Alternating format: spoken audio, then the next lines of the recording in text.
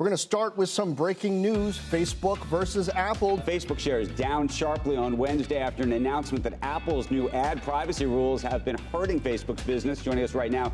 Shares of Meta, of course, the parent company of Facebook, plunging by a historic amount after the company missed on earnings, warned of competition. Hi, my name is Chintan and today we are going to cover how to overcome customer acquisition challenges.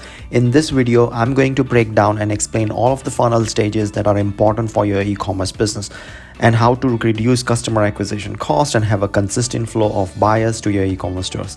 But before we get started, if you're new to my channel, don't forget to subscribe and click that little bell icon. It is for the notification, by the way. Without further ado, let's get started.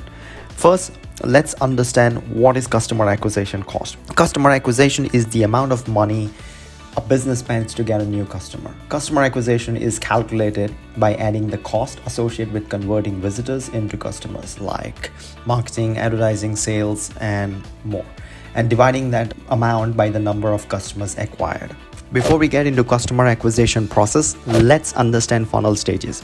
People try to change stages in funnel, and that's completely all right. But I don't recommend at seeding stage. I'm an acquisition guy, and for me, acquisition is seeding. You can change funnel stages and move things here and there later down the stages, but if you don't seed in initial user base correctly, everything is useless. Now let's move to the questions you should ask at each stages of the funnel. So at the acquisition stage, you should be asking, how do users find you? What are the traffic sources? And at activation stage, you should be asking questions such as, do users have a great first experience? At retention, you should be asking, do users come back? And at the revenue stage, you should be asking, do you upsell and downsell for revenue growth?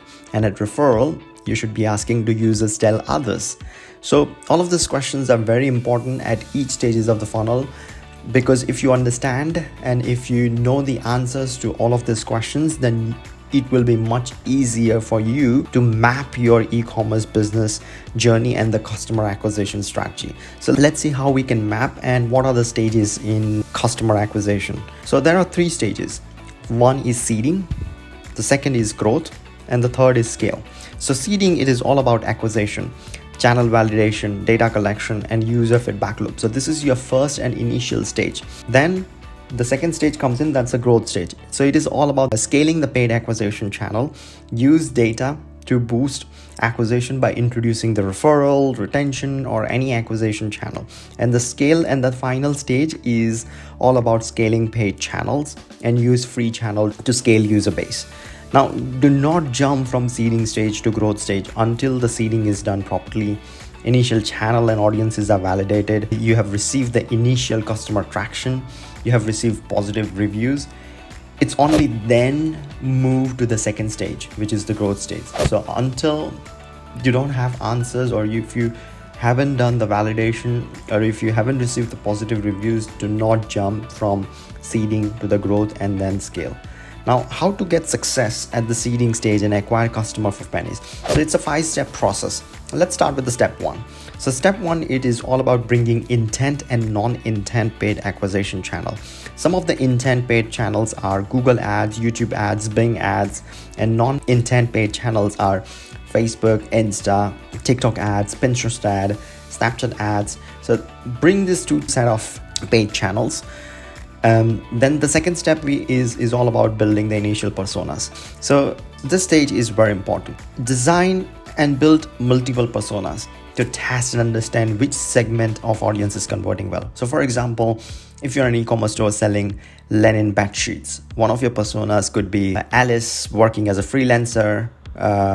She's a creative designer, living in suburbs, working from home, interested in coffee shops, co-working spaces, and interested in home decor, plants, minimalism, and loves traveling. So you see how detailed the persona that this linen bed sheet business they have built. Step 3, figure out what is the maximum you can spend to acquire one customer. Now, before you start spending a single penny on your ads, you must know how much is the right amount to spend on acquiring one customer.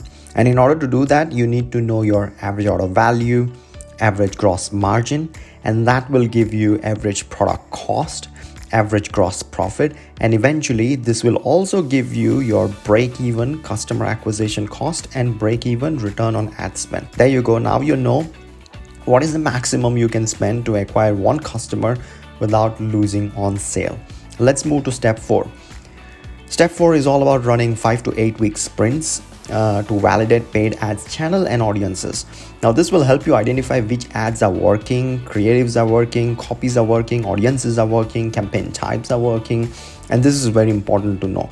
This stage is actually very important because if you aren't able to validate your channels, ads and audiences, then you will keep running within this vicious cycle. So make sure you validate your creatives, copies, audiences, campaign and personas. Step 5, it's all about activating the displacement strategy. So this is the final stage. Once you know which channel, ads, audiences are doing well, then displace the budget to the channel that is doing well. Displace the budget to the ads and audiences that are doing well. So your focus during the early stage is to validate paid acquisition channel in order to find out the right acquisition channel, so you pay less to acquire customers. To validate audiences in order to find out the right audience, so you bring right customers and users. To focus on customer acquisition process during the seeding stage, so you can collect right set of data. Now, if you follow all of these steps, step 1, 2, 3, 4, and 5 correctly, then in 5 to 8 weeks, without spending a lot of money on ads, you will know which channel and audiences you can rely on to grow.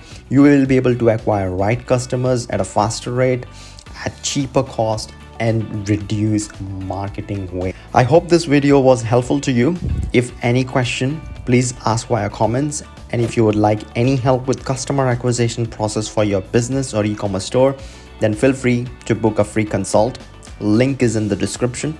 And remember, don't forget to like the video, subscribe, and click that little bell icon, by the way. It is for the notification. See you in the next video. Until then, peace.